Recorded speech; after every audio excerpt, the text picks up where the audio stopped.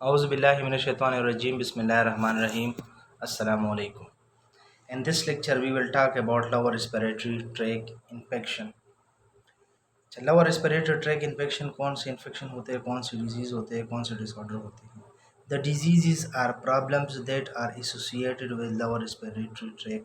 वो डिजीज़, वो प्रॉब्लम जो कि लोअर रेस्पिरेटरी ट्रैक के साथ एसोसिएटेड होते हैं, इनको हम कहते हैं लोअर रेस्पिरेटरी ट्रैक इन्फेक्शन.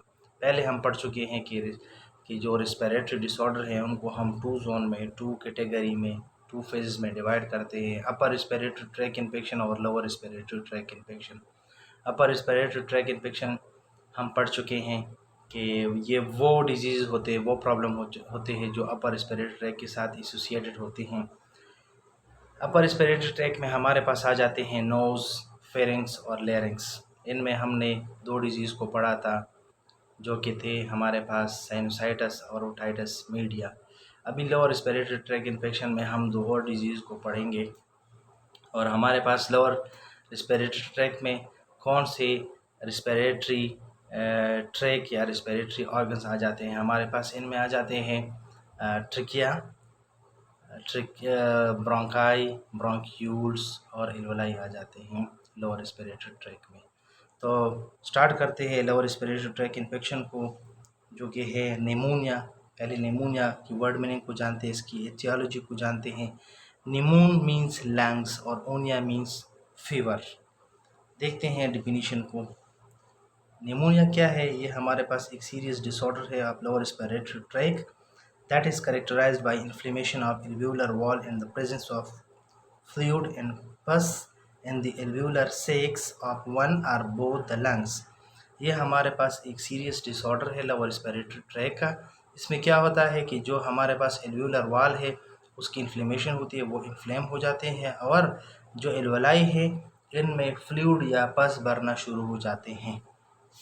देखते हैं डायग्राम को. पहले हम नॉर्मल प्रोसेस को जानते हैं कि नॉर्मली क्या होते हैं. हमारे पास जो ब्रीथिंग मैकेनिज़्म है ये किस तरह होता है, ब्रीथिंग किस तरह होती है या एक्सटर्नल रेस्पिरेशन किस तरह होता है. हम एयर को इनहेल करते हैं, मीन्स ऑक्सीजन को इनहेल करते हैं थ्रू नोज़ और माउथ.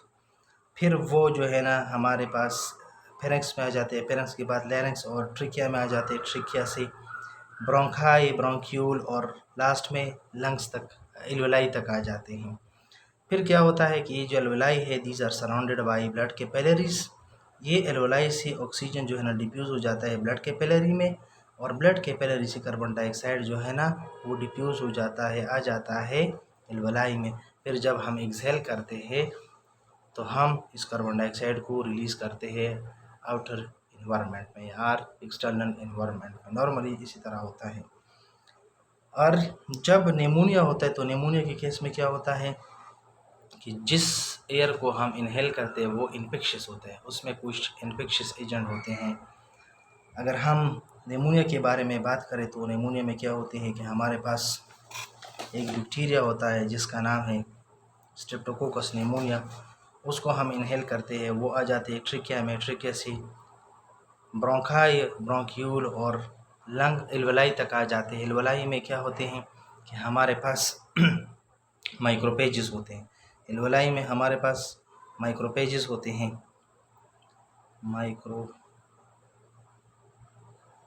मैक्रोफेजेस होते हैं, मैक्रोफेजेस होते हैं. मैक्रोफेजेस क्या करते हैं? ये हमारे पास इम्यून सेल्स होते हैं मैक्रोफेजेस. ये मैक्रोफेजेस इस बैक्टीरिया को क्या करते हैं? इनगल्प करते हैं, सराउंड करते हैं. और इसी तरह ये जो बैक्टीरिया है इसके रिस्पॉन्स में हमारे जो एल्वेलाई है वो इन्फ्लेमेटरी रिस्पॉन्स को शो करते हैं, इन्फ्लेमेटरी रिस्पॉन्स को शो करते हैं. और इस इन्फ्लेमेटरी रिस्पॉन्स के बदले में क्या होता है? स्वेलिंग होती है और जो है ना हमारे पास म्यूकस की प्रोडक्शन होती है, म्यूकस प्रोड्यूस हो जाते हैं. अगर हमारा जो इम्यून सिस्टम है वो स्ट्रॉन्ग है तो फिर ये मैक्रोफेजेस उसको क्या करेगा? बैक्टीरिया को किल करेगा. अगर हमारा जो इम्यूनिटी सिस्टम है वो स्ट्रॉन्ग नहीं है इतना तो फिर क्या हो जाएगा? ये मैक्रोफेजेस जो है ना वो भी डेड हो जाएंगे और कुछ ब्लड सेल जो है ना प्रोटीन वगैरह साथ साथ में ये जो म्यूकस बन जाता है, वो ये तमाम मिलकर क्या बनाएगा, ये हमारे पास एक फस या फ्लूइड बनाएगा जो कि एल्वेलाई को फिलअप करेगा।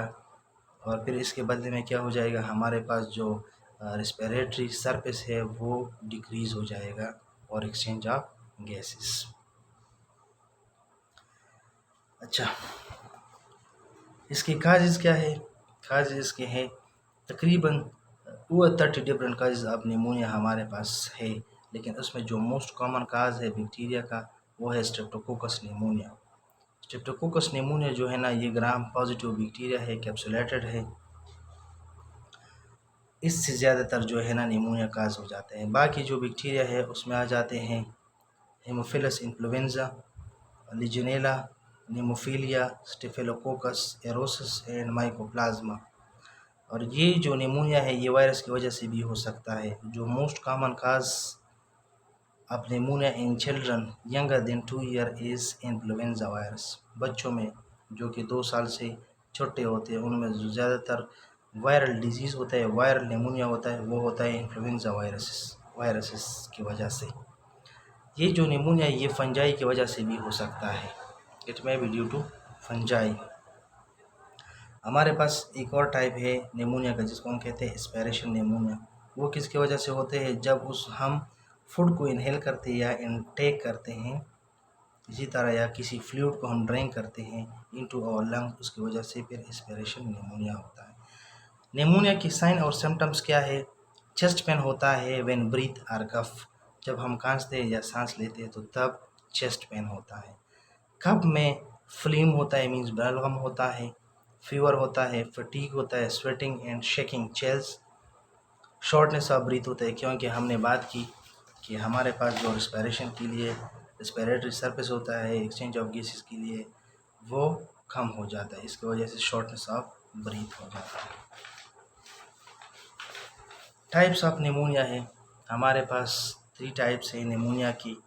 फर्स्ट है कम्युनिटी एक्वायर्ड, सेकंड है हॉस्पिटल एक्वायर्ड और थर्ड है aspiration pneumonia. Community acquired pneumonia वो निमोनिया होता है जो हमको कम्युनिटी से हो जाता है, जो कम्युनिटी से एक्वायर हो जाता है, लग जाता है एक बंदे को, उसको हम कहते हैं community acquired pneumonia.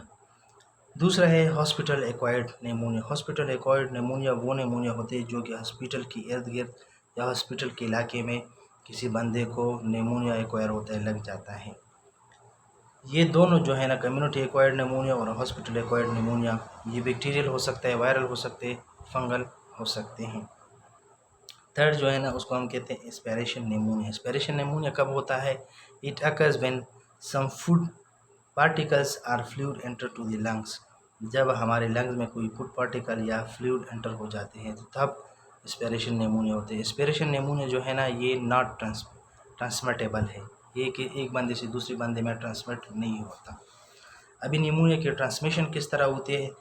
That is transmitted with the एरोसल droplets. Air में जो ड्रॉपलेट्स होते हैं, माइक्रोस्कोपिक ड्रॉपलेट्स, उसकी वजह से होता है। ये ड्रॉपलेट्स कहाँ से आ जाते हैं?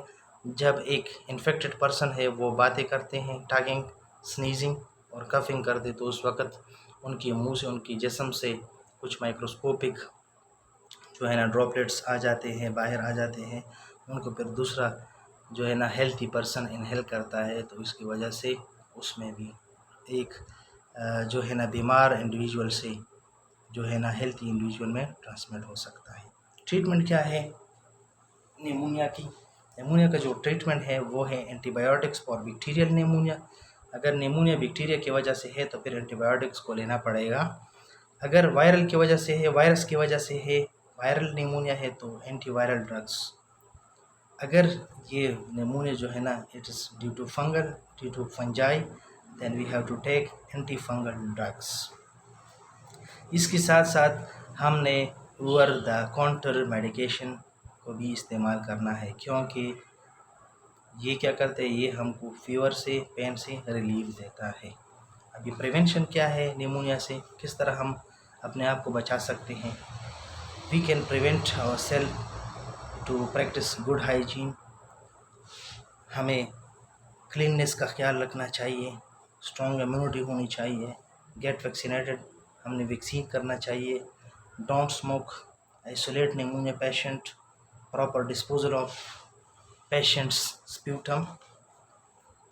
अभी हो आर एट रिस्क, किन लोगों को रिस्क है, ख़तरा है निमोनिया का? Older than 65 years, children under 2 years and immuno compromised patient. वो पेशेंट जो ऐसे मेडिकेशन लेते हैं जो कि इम्यून सिस्टम को कंप्रोमाइज़ करते हैं, सप्रेस करते हैं।